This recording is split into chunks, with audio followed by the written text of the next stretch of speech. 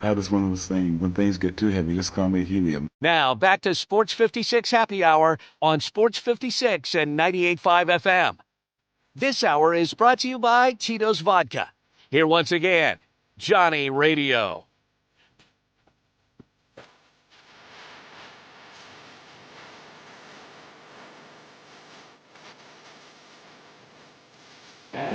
Welcome back to a little Sports 56 Happy Hour. I'm your buddy, Johnny Radio, hanging out with Brian Dacus. It is a beautiful, beautiful day in the Mid-South.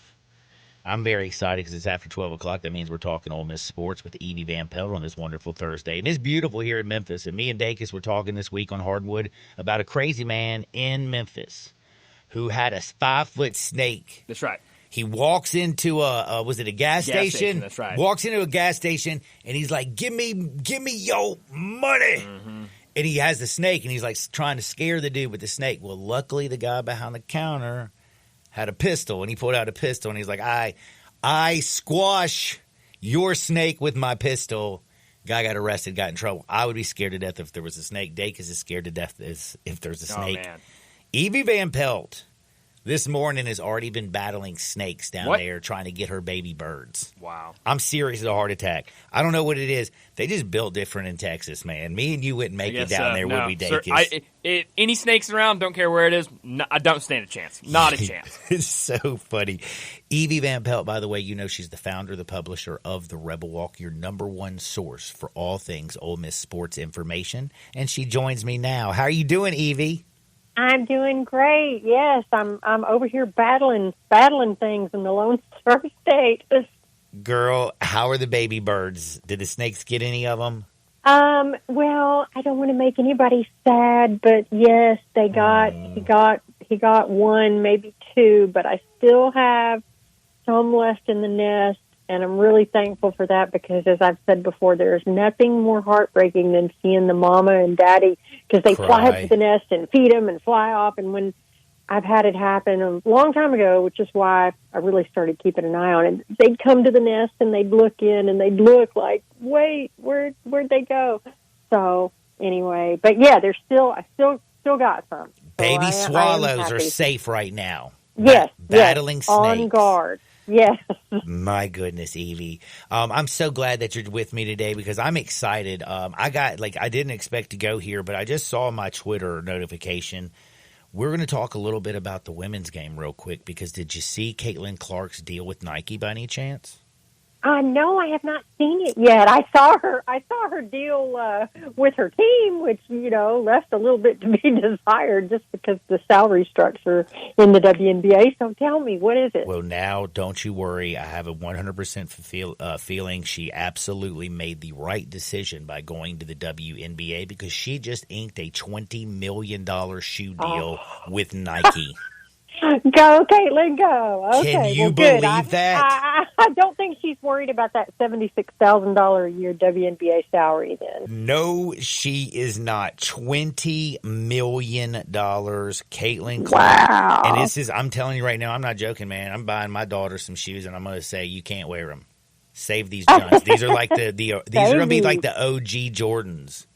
Yes. Do you know, I have a ton of the OG Jordans because my son, who is he's 6'6". Anyway, back in the Jordan days, he played back. I mean, he was growing up then, and so we have all the original ones. I mean, they're pretty worn and ragged looking, and I don't know, who would want them. But even back then, they were something special. So we keep those. We save those. Yeah, but yeah, $20 million. I mean, this is amazing. She's getting her signature. I don't believe a woman has ever had her own signature shoe deal that I can remember. I mean, am I missing somebody? I do not know. I mean, that's not that I know of. I mean, not that I know of. So yeah, you got me there. But what an amazing thing! Like I want to get some for my little granddaughter, Emily Grace. Oh, I'm gonna have to get them. Oh, I'm gonna have to get both my granddaughters. I'm gonna have to get my daughters. I'm getting some Caitlin Clark's. But man, that's just it's crazy. And then did you see the Indiana Fever season tickets? They shot up 177% right after she was announced that she was their pick. Isn't that just amazing. So I think, people who still wanted to kind of question. I was in a conversation with a fellow the other day who said, yeah, but it's the WNBA and who's going to be, watching. And I said, you watch, because Caitlin Clark and Angel Reese and Cameron Brink and Juju, these players are going to be transforming that league, I think. I think they're just taking that to the next level. Yeah, they are taking it to the next level. And not only that, though, but you saw where there's already been like 6 teams who have rented out bigger arenas for when the Indiana Fever come to town. And it's just that is amazing. It is. What an exciting time for women's basketball, for sure. And not only is it an exciting time for just women's basketball, but there's one Marquisha Davis, I bet, who's pretty dadgum excited from Ole Miss. Yeah, yes, absolutely. We had a chance to watch her at the WNBA draft Monday, and she got drafted with the number 11 pick overall, going to the New York Liberty. And Coach Yo was right there with her that night, and it was really funny. Coach Yo is a social media guru, and she's kind of like the Lane Kiffin of social media for women's basketball, and she was on her Instagram and on Instagram Live walking through the ceremony, the draft pre-ceremonies there, and, going up to people and talking to them and hugging them and holding her phone, doing her live. So that was really cool to see. And so Marquisha is headed to the Liberty, and then we found out yesterday that her teammate from Ole Miss, Rita Igbokwe, has been invited to the New York Liberty training camp. And so she will join back up with Marquisha, and we hope that she'll be able to make the team. Man, I'm telling you, life's going good for the women's basketball program. And didn't Coach Yoshi also got some big old recruit, I heard? Yes, she did. We were really excited about this. And one of the things, I actually talked with the player. Her name is Star Jacobs. She was a 2-time Conference Player of the Year at University of Texas at Arlington. Wow. Conference Player of the Year 2 times. I think one time they were in the WAC and one time they were in the Sun Belt. So she's had both, but just an outstanding 6'2" forward. And one of the questions I asked her was, why Ole Miss? What stood out to you about them? And one of the things she said was, she wants to go pro. And she said that was the main thing for me. Just coming to Ole Miss, I know Coach Yo will mature me, make me more disciplined, grow me up, make me a better leader. And so all those things. And it was really funny because I was on the phone with her at the time. Coach Yo was driving her to eat at Bourrée, on the square, and Coach Yo was in the car, and of course she had just returned from the draft, so it's obvious. Yes, she absolutely can put players in the pros. Now, I will tell you, I checked real quick because I was thinking if there was one other shoe out there, it might have been Cheryl Swoops, and there was a Nike Air Swoop. Oh, there was. Okay, so there was. Hey. So. I have a feeling, that's good company. That is good company, but the thing is about it is you go all the way back to then. Like this, though, it just feels like it's caught more traction than at any other time in history. I mean, when I never in a million years thought the women's national championship game was going to get 5 more million eyeballs than the men's. Never. It's and it's funny because my own daughter, who was a volleyball player and who's a pretty big football and baseball fan and such, has not been quite as much of a women's basketball fan. But when I was over there visiting for a volleyball tournament for one of her daughters, she was saying, "Hey, we got it. Let's sit somewhere that has a TV. Caitlin Clark's on. I want to watch her." And I was like, "Wow, I've never in my daughter's life heard her say that." So I just think that Caitlin transcends a lot of barriers there, and people are going to be so excited, and good for the WNBA and women's basketball. Yeah, I've learned more just in the last month about the women's game than in my previous 45 years on this earth. So I mean, it just was so fun. And what about Camila Cardoso and Angel Reese on the same team. I know, that's crazy. What was it? That's Yeah. just crazy. That's 2 players down low. You got your center and your power forward.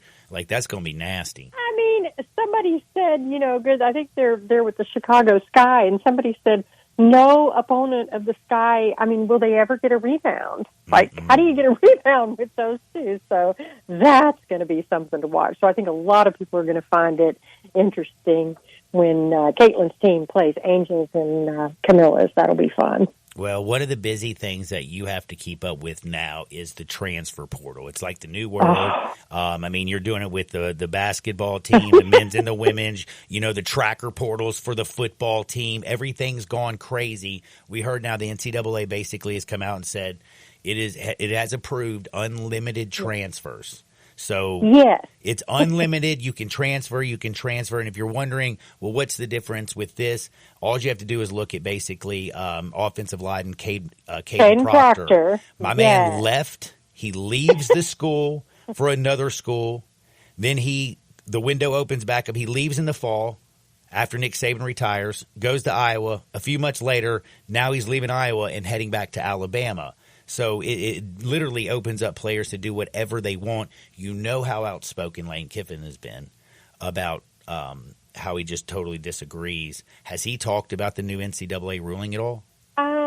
We haven't. He hasn't, just since it kind of became official. But with the multi-transfer, I think he just says he thinks it's a shoddy system.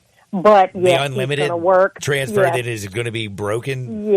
Yes, and he just he'll work within it. But I tell you what's interesting. I had somebody tweet earlier today a poll that just said who benefits the most from the multi-transfer rule, and it had the Big Ten, SEC, and overwhelmingly people said the SEC. But I replied to that and said the only caveat there is the SEC is the only conference, to my knowledge, that does not allow you after February 1 to transfer within the conference.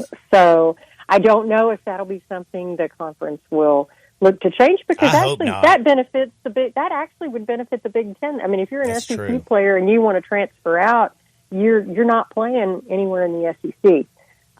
You can go and sit on the bench for a year at another SEC school. So I'm not, but I'm with you. I mean, it's madness. It is portal madness. And one thing I've really obviously been keeping up with, but, Ole Miss has not, I mean, you've not been hearing big names leaving Ole Miss. No, at not all. this spring.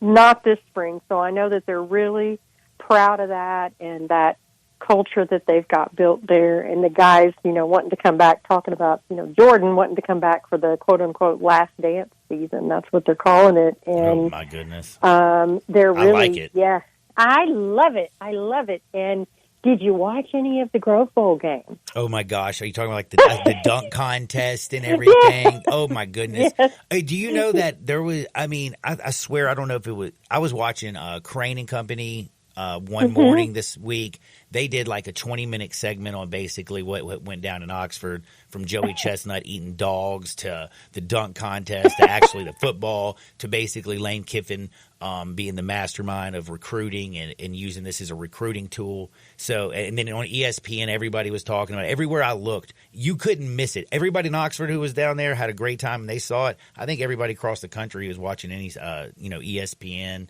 or any sports show saw it as well. And what's funny about that is there were a few people out there. Phil Steele, who puts out his magazine. Yes. Phil Steele did not approve of that. Been reading that since I can remember.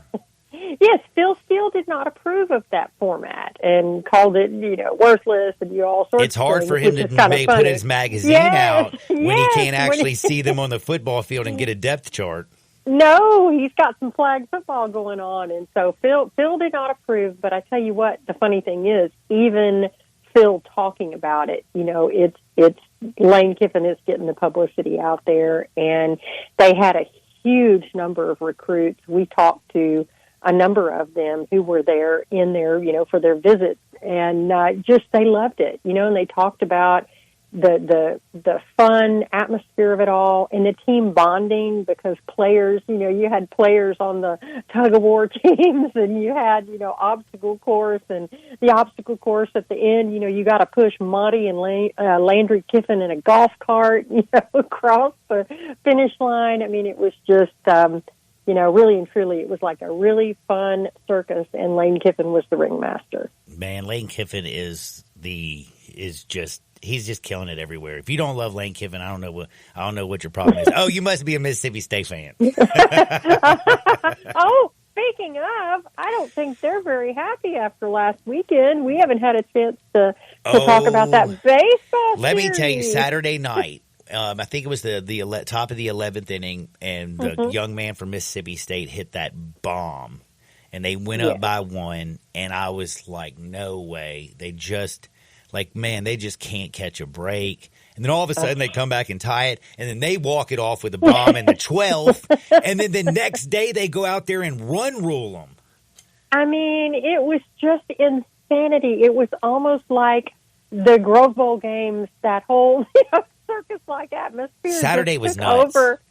Saturday was nuts. And I still kind of wonder if the Mississippi State catcher who, his actions throwing the bat prompted Bianco to get fired up and get ejected. And then after that, it really does seem like that kind of lit a fire under the Ole Miss team. And once they won that second game, and Mason Nichols was really good the next day in the rubber game. But I kind of wonder if that catcher might kind of want to rethink that kind of situation, because he really got him going. And also even the way he acted when he was in the dugout. I mean, that was like a 3-minute chest bump, forearm smash. Man. The way he stomped on the base when he scored. Yeah, I mean, he made a whole big spectacle of himself there, I feel like. And, I also was thinking to myself, because I was watching the game on TV at one of our local establishments, and I'm going to tell you, I was thinking to myself, man, these kids who went to the Grove Bowl and now are in a 12-inning baseball, like, I hope they make it home tonight. Lord have mercy. That's a long day of drinking. Well, I was going to say, especially since, Lane and the Rebs made it where they could bring their own coolers in, didn't have to pay for expensive beer. They could bring their own in and then go party in right field for that many innings. So you're absolutely right. They probably needed a lot of refreshing beverages that day. The next day, they needed Pedialyte. Yeah, they did. They did. I did see an article at the Rebel Walk, because, that's where I always get to go to get my sports information. You can go to therebelwalk.com right now. And I saw an article just drop. I haven't got to read that yet, but it says Jackson Dart has been applying lessons from the GOAT Tom Brady. What's this about? Yes. Well, back when Jackson Dart had a conversation with Charlie Weiss Sr., the father of the offensive coordinator, Charlie Weiss Jr. Yes, this is a couple of years ago. And so Charlie Weiss Sr., spent, 4 years as the offensive coordinator for the Patriots. And so he talked to Jackson, Weiss Sr. did, about what he thought made Brady such a phenomenal quarterback. And what Jackson relayed to us was that Tom Brady took responsibility to make a relationship with everybody on the team, offense, defense, whatever. And he said, I think when you have a team that can really look at a quarterback and say, okay, I trust him, he cares about it more than just himself, that's something that he took to heart, Jackson said. And so he tries day by day to do his part to make the team great. And so we go back and we look at, you and I talked about during the transfer portal window, the last window, about how, one Princely Umanmielen talked about, Jackson Dart would FaceTime him every single day, and he didn't even know what was going on. He just thought it was kind of weird, because normally quarterbacks only would hang out with, the offense. And he said, but Jackson is a team guy. And so, Jackson would get on and play video games, FaceTime him, and then play video games with him. So, that was kind of funny. But speaking of Princely, one thing I can tell you, the only injury news of any significance that I have heard I think Umon Mielen may have a torn labrum. That's what the rumors are, but that he's had surgery and he will be back this fall. I mean, I think that can be a 3 to 4 month process. So, I do think that they expect to get him back, if not right at the beginning, then soon after. But other than that, that was another benefit of having the Grove Bowl games such that they were, is you didn't have anybody injured. Right. You might have had some upset tummies after the hot dog eating contest. And, Dude, seeing Joey Chestnut smoke those guys was like, I'm like, oh my God, I thought they could give him a run for the money. That was nasty. I mean, he came in, and I think he just came in at the end. He came in for 90 seconds and ate 20 hot dogs in 90 seconds. How is that even possible? I don't know. I really don't know. I have no idea. It's crazy. Oh, man. It is. What a wonderful Thursday it's been, man. We've been talking everything with the Rebels, and if you love the Rebels like we do, go to therebelwalk.com. Get your information, keep abreast of what everything's going on. What you got coming down the pipe? What y'all working on? Well, we've got a series that starts this weekend. Now that Ole Miss is kind of at baseball, kind of trying to work their way, back into it. I think they're 5-10 in league play now, and they've got a series with Georgia, who's 7-8 this weekend. And they're on the road for that one in Athens, and we'll have all the coverage of that. That's a big one. That's a big one, I think, for both teams. It's winnable. And, you think about Ole Miss, I think, really started out. I mean, people were really down on them. But, if you think about it, I mean, they started out, they lost the series to Kentucky, they lost the series to Tennessee, and they lost to Arkansas. The top, literally, I was the getting top ready to three. say, yeah. And nobody looks like they're beating Tennessee. Like, my goodness, they've swept LSU, and Arkansas is just filthy. And Kentucky, I don't know where these sticks came from, but my goodness, they can hit. 14-1, they can. So, I mean, I feel like they've got those out of the way. Now, they still will have one against A&M, and that'll be, the Aggies are looking really good. So, they'll have that game, but a lot of the hard ones are behind them. So I mean, there is a gauntlet in the SEC, but I definitely think Kentucky, Tennessee, and Arkansas are right up there at the top of it. So fortunately, those are over. So we'll have coverage of that, and we'll keep coverage of the men's basketball portal. Chris Beard is doing some work there. They got a big commit yesterday from Seton Hall transfer Dre Davis, and he joins 2 other players, Mikhail Brown-Jones from UNC Greensboro, small forward, and then Belmont power forward Malik Dia. So, I think Davis was the number 8 player at his position. He'll have a year of eligibility left, and he was fantastic last year. So Chris Beard getting going now. Man, I'll tell you one thing. Last week we talked a lot about basketball with all the craziness of everything move. But I do have to say, Cal leaving for Arkansas, I feel like this might be a little bit weird. But have you noticed, since he took the Arkansas job, every single school in the SEC has upped their collective since Arkansas came in with that $6 million NIL for basketball. Everybody in the SEC is now up theirs. Everybody, and I think that was one of the things, Chris Beard was an absolute serious candidate for that Arkansas vacancy before they hired Cal, and I think that one of the commitments that Keith Carter made to him should he return to Ole Miss was, you're right, I think they've upped that collective money, and I think we're definitely seeing that. Man, it's just a fun time in the SEC. It's a great time down in Oxford, I can promise you, because I know firsthand because my daughter's having a great time, and she's just loving life, and you're going to love everything. If you want to keep up with the Rebels, just go to therebelwalk.com. Evie, thank you so much for your time. Be blessed, and, man, just keep them snakes away from our swallows. I will do it. And you and Bryant have a wonderful weekend. Thank you for having me. Hotty Toddy. Hotty Toddy. That is Evie Van Pelt from the Rebel Walk.